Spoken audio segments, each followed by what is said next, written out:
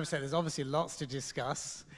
We've already discussed earlier about Asia being the game changer. And if you think about the transformation that Asia has had over the last few decades, it's been astonishing, the amount of prosperity that has been created throughout both North Asia and Southeast Asia as well. But we'd like to get your view on how Asia will be the game changer over the next few decades, both as a region and also Thailand's role in this, please. So I'll start, I'm getting old, so I'll start with the past. I think it's important to learn why Asia has, on many occasions, played the role of a game changer. And so I'm not just going back a few years, but I'm going back a few decades. I think many of you might recall that in the 90s, the World Bank, the IMF recognized a phenomenon of growth in East Asia. They called it the East Asia miracle.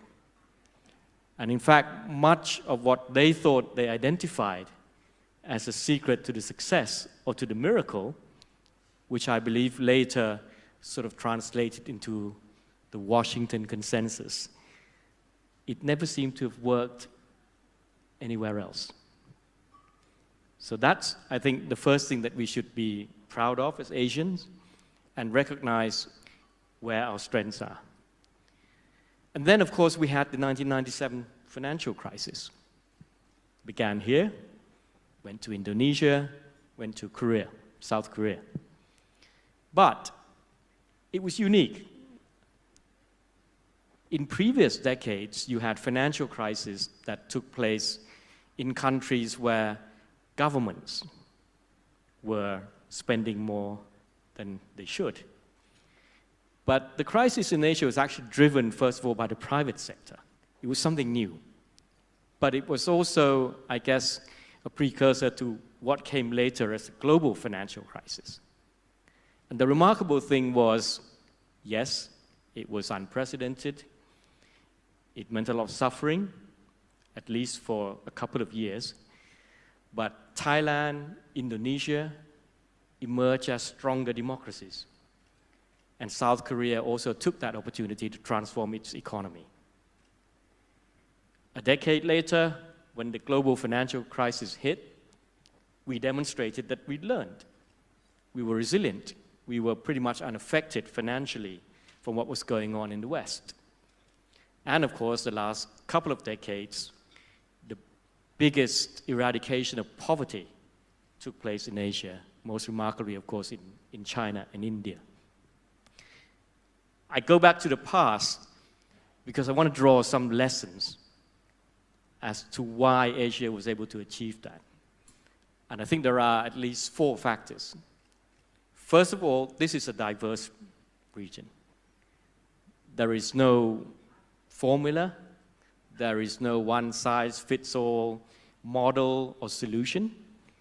But as a diverse region, we were able to benefit from complementarities that exist, and we learn from each other. Secondly, we've always adopted a very open approach, which means we look outwards, we encourage trade, we encourage cross-border investments, and therefore we were able to take the opportunities that become available at the global level, and also, of course, adopt whatever changes, technology and whatnot, to drive further growth. Third, there's a remarkable flexibility and a degree of pragmatism, which allow us to incorporate some of these changes and tailor them to suit our own culture, environment, and so on. And fourthly, as I mentioned before, there's this remarkable degree of resilience whenever we're hit by a crisis. This is what makes Asia a potential game changer. And as I look to Thailand, I can say that the qualities that I've identified, be it diversity, be it flexibility and pragmatism, be it resilience, or even the open attitude, is all here in Thailand.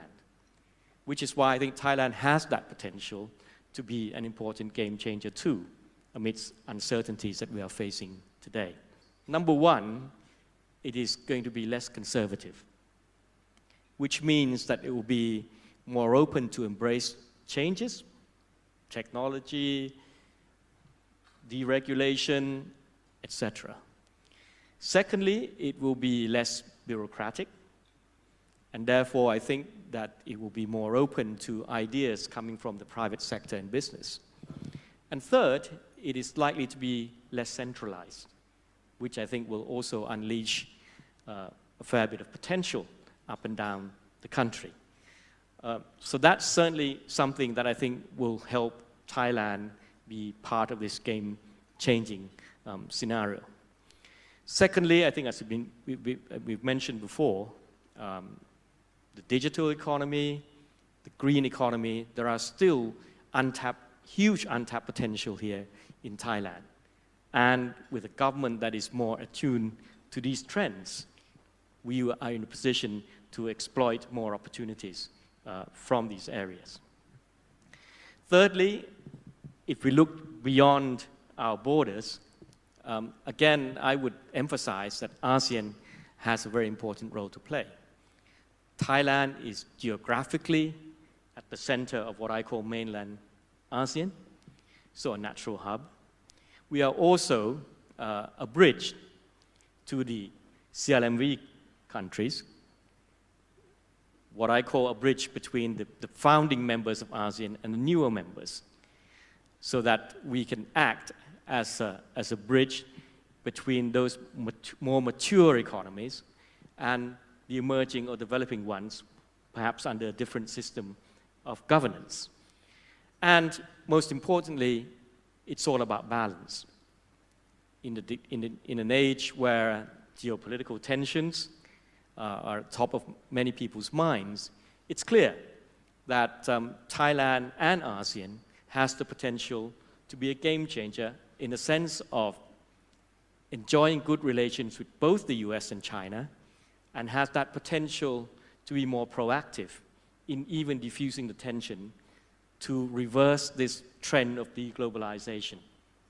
So I think for all these reasons, learning from the past, identifying our strengths, what's in Asia and also what's in Thailand, I believe that Thailand and Asia, and particularly ASEAN, can do much more to be a game changer under present circumstances. Thanks very much, Khun Abhisit. I mean, we fully agree with you. If you think about the openness and resilience of this region, it's been very impressive. If you think about Thailand's potential pivotal role within both ASEAN and the broader Asia region, there's clearly a huge amount of potential for Thailand to play that role. And of course, we are in a very uncertain environment, particularly with geopolitical risk. So I'll come back to the themes of openness and resilience and Thailand's role as well. But perhaps we'll stick on geopolitical risk first here. You've already mentioned tensions between the US and China. In my career, I have to say, I don't think these tensions have ever been as bad as they are now between these two major countries and superpowers. How do you see over the next 3, 5, 10 years the relationship between the US and China? How will it resolve itself, if it can? And also, what can happen with potential flashpoints like Taiwan, for example? I think we all recognize that we are living in an age of, in a transition, in a period of shift. We've had the US as a dominant power for a few decades. And for many of us back in the 90s, we thought that that was the only game in town. You know, liberal democracy, market-led systems would win. What we've discovered now, of course, is that that hasn't happened. And we may need another forum to discuss why that hasn't happened. But the fact of the matter is, the emergence of China has clearly challenged the thinking that were dominant 2-3 decades ago. And what we see now with the tension is because I think the US still tries as best it can to try to retain that dominance, and therefore are trying to not only propel itself, but also contain China, frankly speaking. Whereas I think China feels that it has proven itself that what I said was the only game in town is not the case. That successful economies over the last 2 decades did not follow the Western model. And so China is now positioning for what it thinks will be a multipolar world. And these two contrasting visions are providing the tension, and if left to the current path, will deteriorate with the real risk of possible conflicts, most notably, in Taiwan. But economically, it means that the supply chain disruptions that will come from security reasons, that will come from this trade war between the two big powers, will mean lost opportunities for many, many countries. I have been one who has advocated that for Asia and for ASEAN countries in particular, this is not just a challenge, but it should be our responsibilities to try to reverse this trend. There needs to be a rebuilding of trust. And the way to do that cannot be left to just having the US and China deal with each other. Having ASEAN, having Asian countries help to facilitate dialogue and trust building, I think will be key to restoring the global trading and investment environment that I think we all deserve. Let's shift gears and let's come closer to home, back to Thailand now. You talked already about what a new government would be able to do in terms of reforms. Perhaps you can give us a little bit more detail about what you expect for Thailand when a new government is in place, in terms of both the economic situation and also the political situation as well. I think, as I said, I think the new government will be very mindful of the need to deliver in terms of shifting us away from the disappointment that has clearly been expressed through the ballot box about the management of the country over the last few years. And as I said, a less conservative outlook, a less bureaucratic style of leadership should mean better response to private sector needs. And I think that means deregulation. That means a clearer direction of embracing changes and trends that are important for all economies. We mentioned the digital economy, we mentioned the green economy. These are clear directions that I think will be pushed harder. So we'll see these kinds of reforms and changes. It should mean less regulation. It should mean more incentives for innovations and new sectors of business. And of course, trying to correct some of the imbalance within the economy, notably the issue of inequality. Thanks very much, Abhisit. Now, there has already been one reform that's very close to the heart of my banking colleagues here at Bank of Singapore, which is that the current government have allowed the threshold for taking money offshore to be raised in any year from $5 million to $10 million. Now, is that a sign, do you think, a sign of what will happen in the future, where we'll get more liberalization, and so investors can hold more global portfolios and manage the money offshore as well? I think the Bank of Thailand is heading in that direction because it feels that it will help them manage or stabilize the movement of the currency. But I think what's more important, I think it shows that it now has more confidence about the amount of reserves, about its ability to withstand bigger flows across border.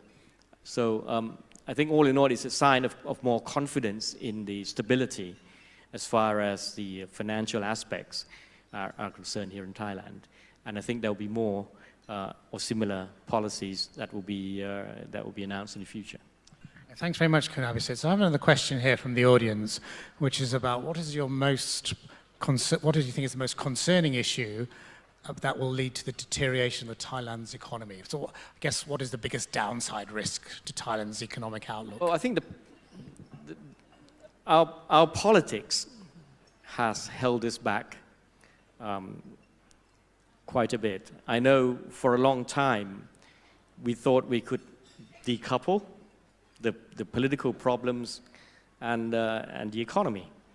And people made the observation that despite the political instability in Thailand, we've managed to do quite okay, or actually in the past very well economically.